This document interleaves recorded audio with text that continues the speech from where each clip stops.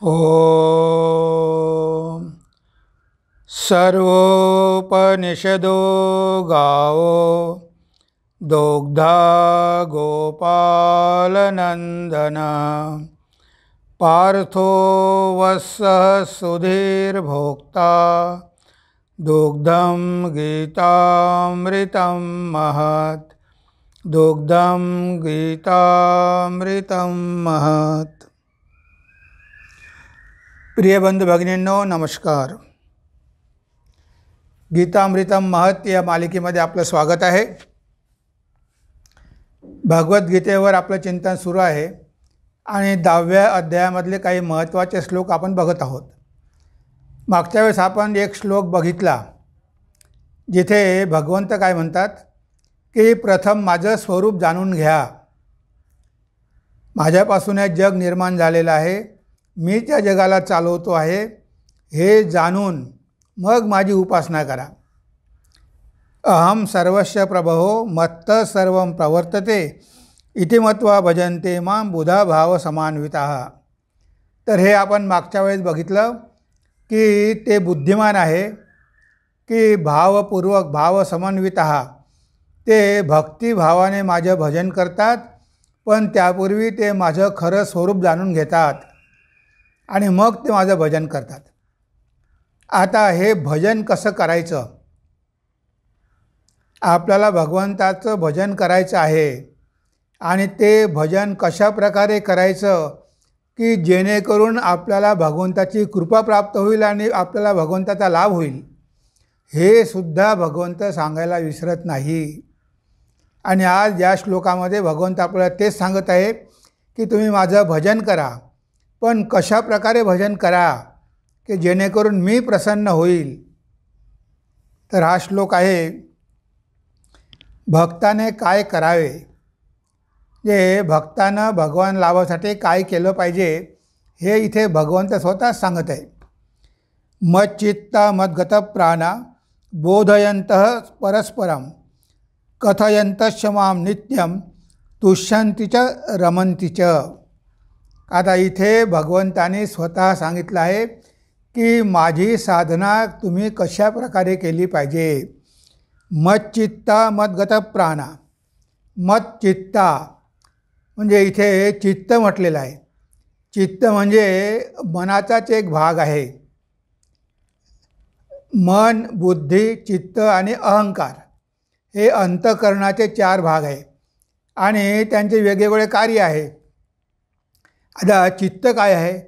आपल्या चित्तामध्ये संस्कार जमलेले असतात। आपल्या चित्तामध्ये काय असतात? संस्कार असतात। चित्त म्हणजे एक जणू काही मोठं गोडाऊन आहे। आपण जे विचार करतो, जे कर्म करतो, त्या सगळ्याचे संस्कार ह्या चित्तामध्ये पडलेले असतात। म्हणून आपण म्हणतो की चित्त शुद्ध करावं लागतं। चित्त शुद्ध झाल्याशिवाय भगवंताचा लाभ होत नाही। आता इथे भगवंताने म्हटलं आहे की तुमचं चित्त माझ्यावर स्थिर करा। म्हणजे काय होईल? म्हणजे मनाचाच एक भाग आहे। जेव्हा तुम्ही एकाग्र मनानं भगवंताचं चिंतन करता तेव्हा तुमच्या चित्तामध्ये ते संस्कार पडतात आणि तुमच्या चित्तामध्ये जर भगवंताचे संस्कार गेले तर तुमच्या चित्तामध्ये जे वाईट संस्कार पडलेले आहेत ते आपोआप निघून जातील। आपण नुसतं वरवर केलं तर त्याचे संस्कार पडत नाही। कोणतीही गोष्ट पुन्हा पुन्हा करावी लागते। म्हणून भगवंत काय म्हणतात की नेहमी सतत तुम्ही तुमचं चित्त माझ्या चरणी ठेवा। म्हणजे चित्त तुम्ही भगवंताच्या चरणी ठेवणं म्हणजे एकाग्र मनानं भगवंताचं चिंतन करणं। आणि हे किती अवघड आहे। जे मन एक क्षणसुद्धा भगवंताच्या चरणी स्थिर होत नाही, त्या मनाला भगवंताच्या चरणी स्थिर ठेवायचं आहे। कारण जोपर्यंत हे मन भगवंताच्या चरणी स्थिर होत नाही तोपर्यंत मन पवित्र होणारच नाही। म्हणजे त्याचा संस्कार चित्तावर पडणार नाही। म्हणून इथे मनाला स्थिर करा, तुमचं चित्त भगवंतावर स्थिर करा आणि एक दिवस असा येईल की तुमच्या चित्तामध्ये फक्त भगवंताविषयीच विचार राहतील सगळा कचरा निघून जाईल. म्हणून तर पतंजली म्हणतात योग चित्तवृत्ती निरोध.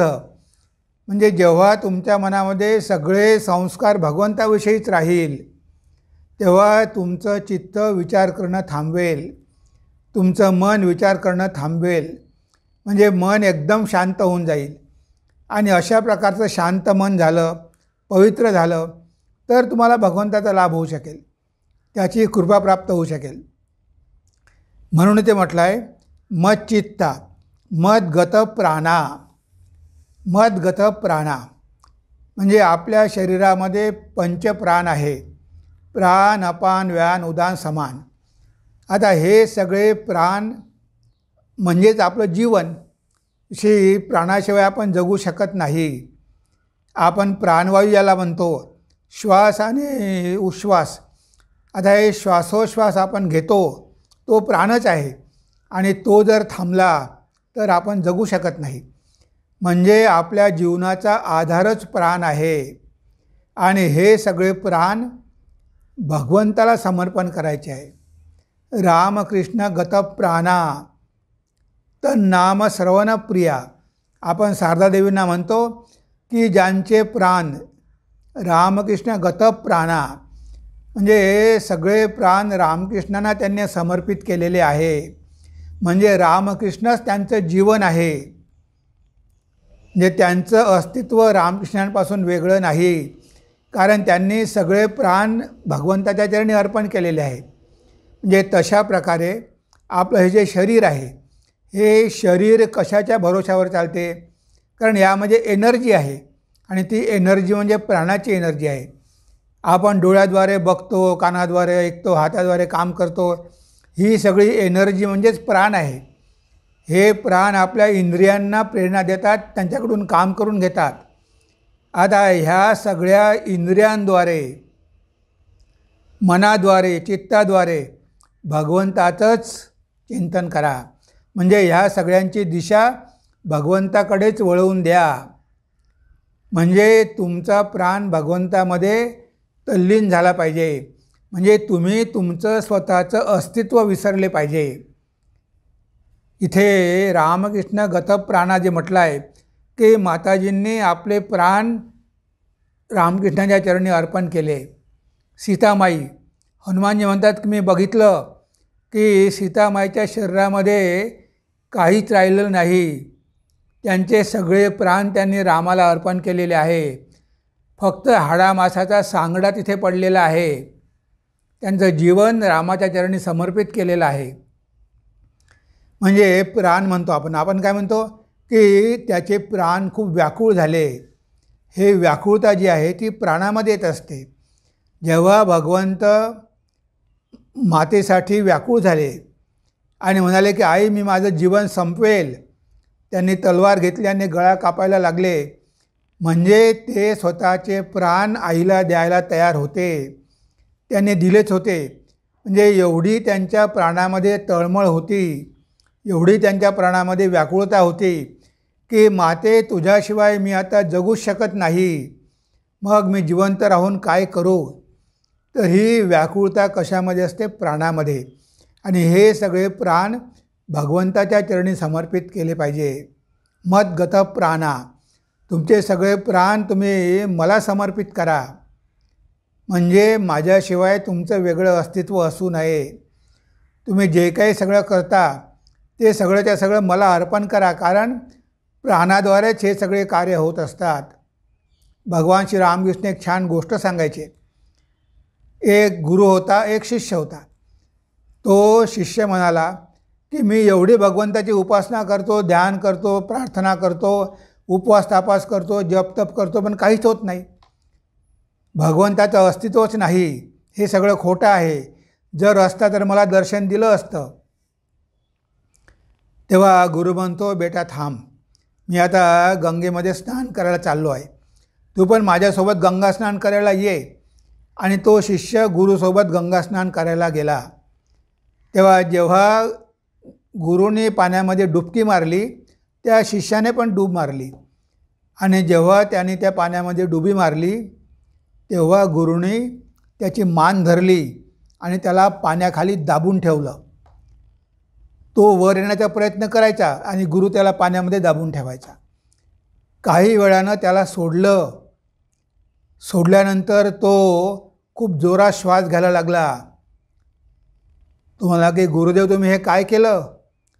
तुम्ही मला मारणार होते का? तेव्हा गुरुदेवांनी विचारलं, म्हणजे जेव्हा तू पाण्याच्या आत होता तेव्हा तुला कसं वाटत होतं? मला वाटत होतं की माझा प्राण जाईल की काय. मी म्हणे एका श्वासासाठी तडफडत होतो. म्हणे अशी जेव्हा तुझ्या मनाची अवस्था होईल की भगवंताचं दर्शन झालं नाही तर माझा प्राण जाईल, अशी जेव्हा तुझ्या मनाची अवस्था होईल तेव्हाच तुला भगवंत दर्शन देईल. तू हे जे करतो आहे ते सगळं यंत्रवत आहे, त्यामध्ये व्याकुळता नाही, त्यामध्ये खरी खरी भक्ती नाही. हे सगळं तू करतो पण त्याचा तुझ्या मनावर काहीही परिणाम होत नाही. म्हणजेच तुझ्यामध्ये भगवंताविषयी खऱ्या प्रेमाची निर्मितीच झाली नाही.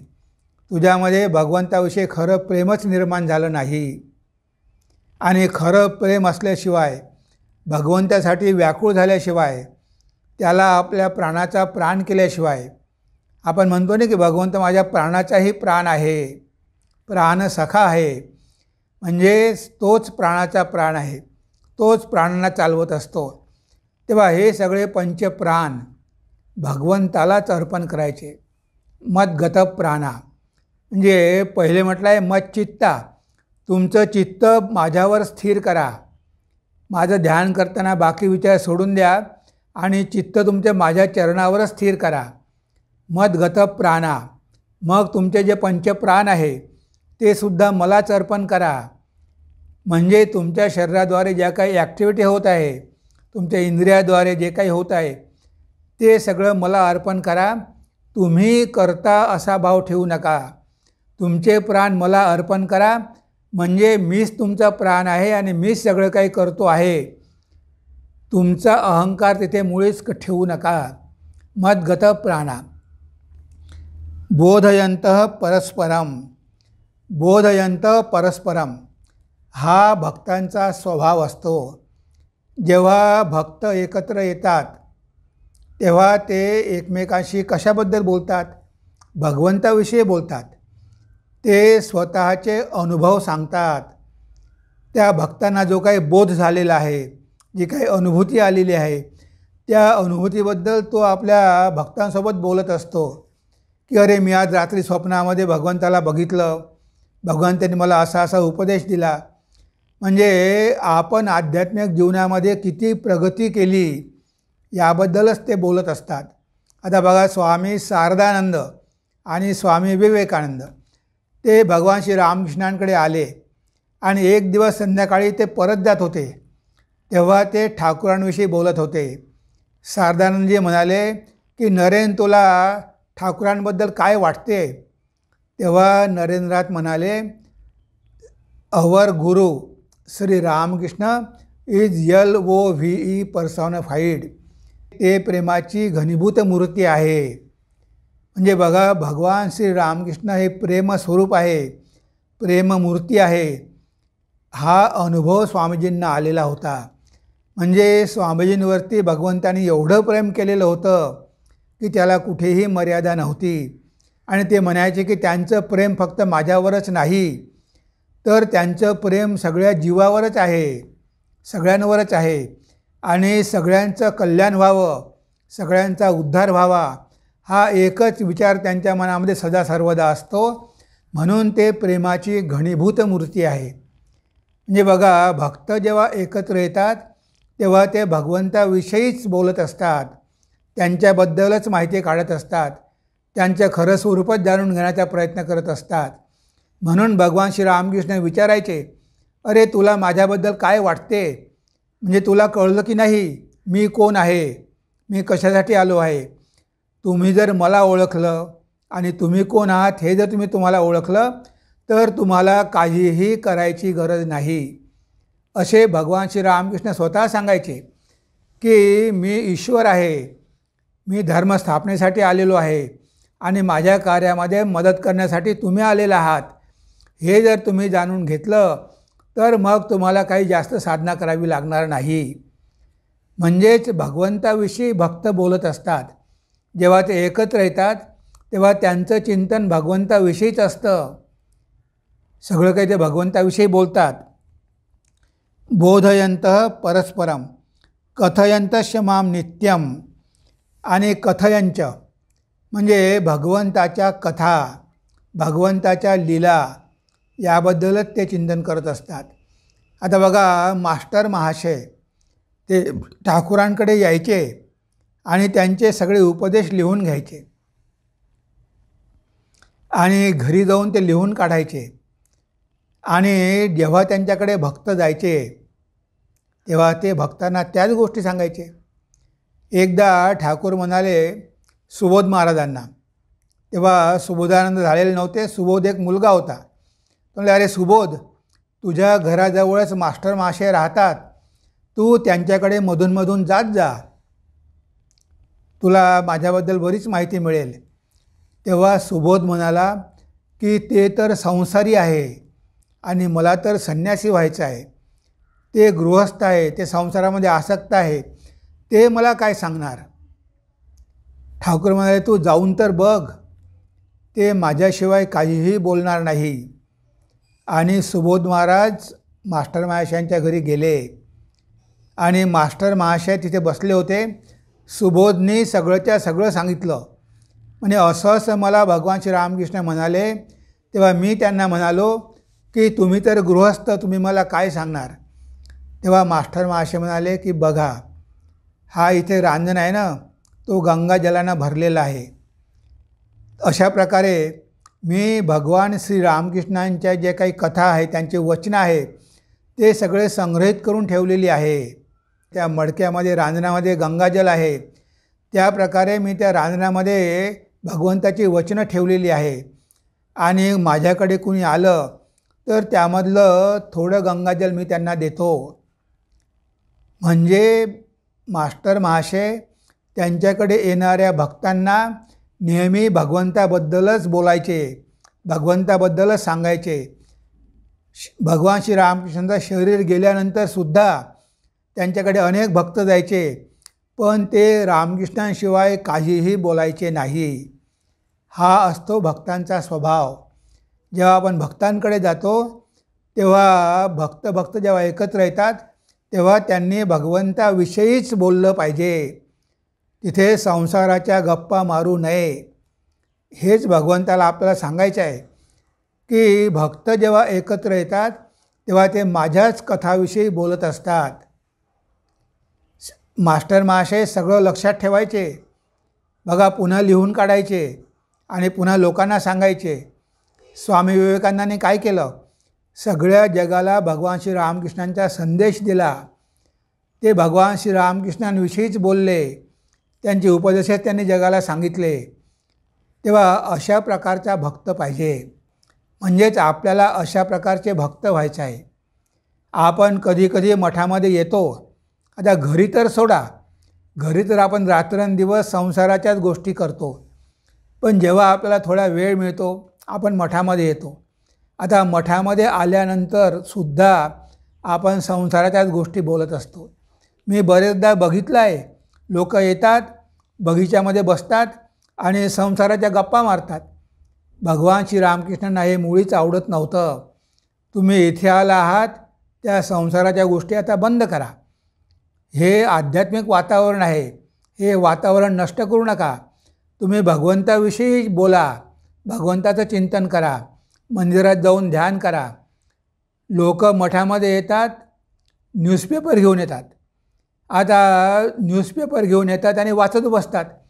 आता त्या पेपरमध्ये काय दिलं आहे, सगळ्या जगातल्या गोष्टी दिलेल्या आहे. भगवान श्रीरामकृष्ण भक्तांच्या घरी जायचे.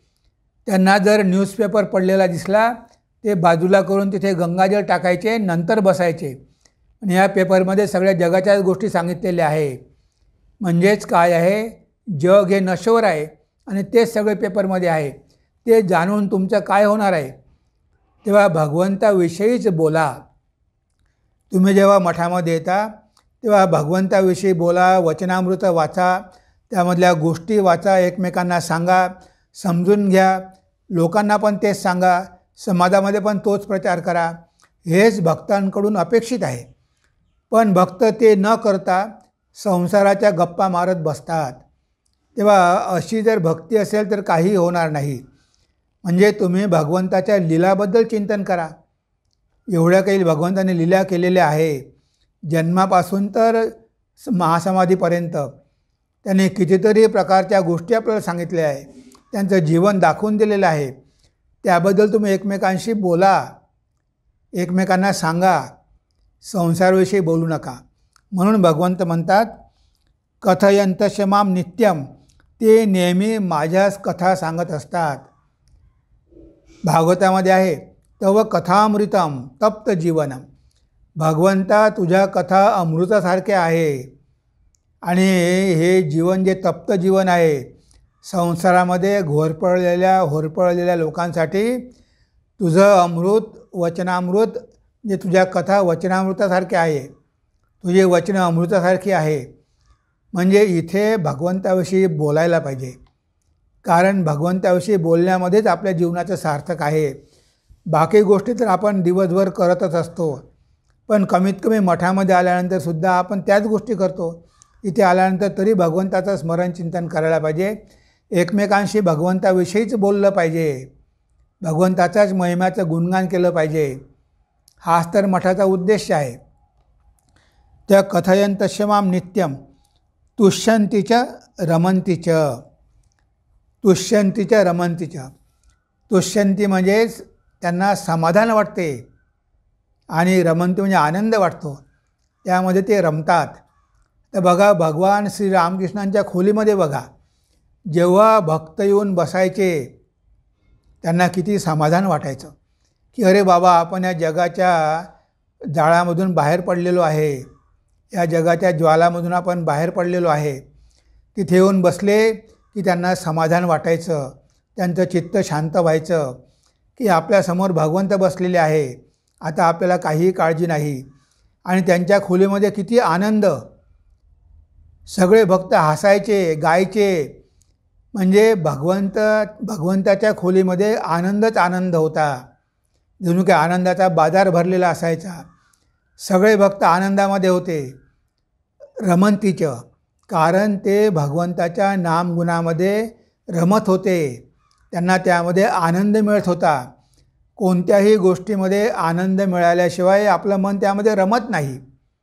आणि जेव्हा आपल्या हृदयामधले भगवंत प्रगट होतात तेव्हा काय आपली अवस्था होते.